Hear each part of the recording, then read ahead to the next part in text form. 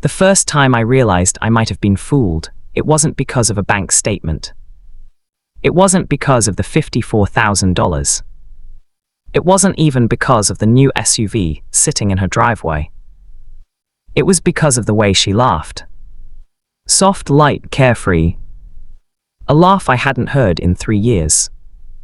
And in that moment, standing across the street from my brother's house, watching his widow toss her hair in the sunlight like nothing in her life had ever burned down, I felt something inside me crack. Because grief doesn't laugh like that. And guilt doesn't breathe that easily. That was the moment I knew the truth was waiting for me. I just didn't know how much it would cost to hear it. Welcome to my YouTube channel Whisper Stories, where silence speaks. My name is Mark Thompson, and I am 55 years old. At 55, you think you understand loss. You think you know how grief settles, like dust on old furniture, never fully gone but no longer choking you. You believe you've learned how to carry it quietly, respectfully. But nothing prepares you for the moment someone leans over your fence, lowers their voice and says, "Mark, I don't think your brother's widow is telling you the truth." That was the day my grief turned into something else. The night the warehouse burned. My younger brother Daniel was 48 when he died. He worked at a distribution warehouse on the edge of town. Nothing glamorous, just long shifts, forklifts humming, pallets stacked to the ceiling, and the constant smell of cardboard and engine oil. He wasn't a dreamer. He was steady, reliable, the kind of man who fixed broken cabinets before sitting down to dinner. That night, the fire started after midnight. An electrical fault, they said. By the time firefighters arrived, flames were chewing through the roof. The news showed it from a helicopter, orange fire tearing through darkness like it was alive. Daniel didn't make it out. I remember standing outside the hospital, my hands shaking so badly I couldn't unlock my car. The air smelled like smoke, even though I was miles away from the warehouse. He left behind his wife, Rebecca, and a silence that hasn't fully left me since. The promise I made. At the funeral, Rebecca looked small. She clutched Daniel's folded jacket like it was the only thing holding her upright. Her eyes were swollen, her voice thin. "We just refinanced the house," she whispered to me after the service. He was the only one working full-time. I didn't think. I didn't calculate. I didn't ask questions. I just said, "I'll help." That night I went home, sat at my kitchen table, and looked at my savings account. I wasn't rich. I worked as a maintenance supervisor at a local manufacturing plant. Good job, decent pay, modest life. I transferred $1,500 to Rebecca the next morning. And I kept doing it. Every month. For 3 years. Why I did it? People assume generosity comes from abundance. Sometimes it comes from guilt. Daniel and I had fought 6 months before he died. A stupid argument about our late father's old truck. I accused him of selling it too cheap. He accused me of caring more about metal than memories. We didn't speak for 2 weeks. He called first. "Still mad?" he asked. "Maybe," I said. He laughed. That was the last real conversation we had. After he died, that argument replayed in my head like a scratched record. So when I sent that first $1,500, it wasn't just help. It was penance. My life became smaller. At first, it felt right. Rebecca thanked me every month. "You're an angel, Mark," she'd say. I cut back quietly. No vacations, no new car. I delayed repairs on my roof. I stopped eating out. When friends invited me fishing, I'd say I was busy. Truth was, I was calculating bills. But I didn't resent it. Daniel would have done the same for me. At least, I think he would have. The neighbor. His name is Carl Jensen. Carl lives next door to Rebecca. Retired firefighter, straight-backed, doesn't waste words. 3 years after the fire, I stopped by Rebecca's house unannounced. I wanted to surprise her with groceries and check in. She wasn't home. Carl was trimming his hedges. He looked at me for a long moment before speaking. "You Mark?" "Yes." He wiped his hands on his jeans. "Mind if I say something?" I shrugged, sure. He hesitated.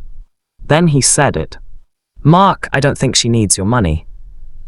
The first crack. I laughed at first. What do you mean? Carl shifted his weight. She bought a new SUV last month, paid cash. My smile faded. Insurance payout, I said quickly. He shook his head. Warehouse settlement was 2 years ago. I heard it was sizable.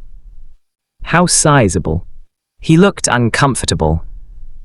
Over $500,000. The world tilted slightly. Maybe she invested, I said. Carl didn't argue. But he added quietly, just thought you should know. Doubt is a slow poison. I drove home numb. Rebecca never mentioned a settlement.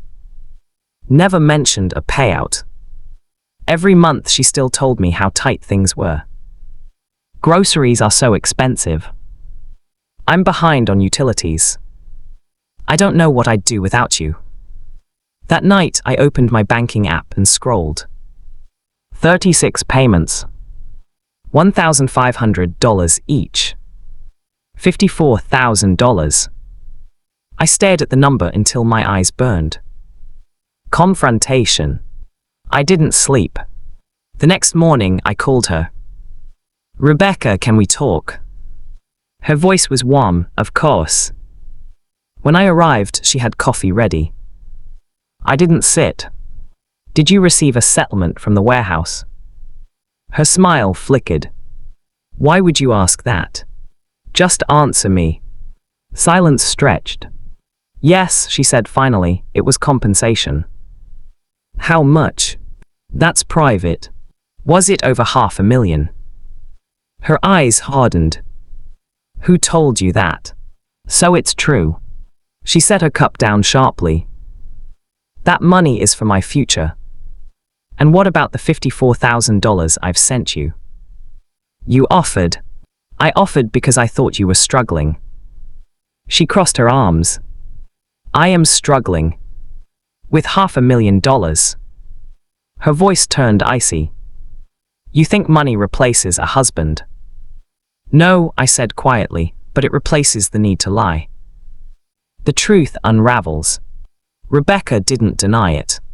She didn't apologize either. I didn't ask you to keep sending it, she said. You didn't stop me. I assumed you wanted to. The audacity stunned me. I sacrificed my own comfort. And I lost my husband, she snapped. The room felt tight. I loved Daniel, I said. So did I. We stared at each other. But something fundamental had shifted. What hurt most? It wasn't the money. It was the manipulation. The monthly phone calls. The carefully chosen words. The helpless tone. I realized she never once told me she'd invested the settlement. Never once said she was financially stable. She let me believe she was on the brink of collapse. Because it benefited her. The decision. For days, anger simmered. Friends urged me to demand repayment. Carl suggested a lawyer. But something stopped me. Daniel. Would he want this to turn into a courtroom war? Would he want me counting dollars against his widow? Or would he want peace? I wrestled with it. Then I made my choice. The final visit. I went back to Rebecca's house one last time. I'm ending the monthly payments, I said calmly. She nodded stiffly. I figured.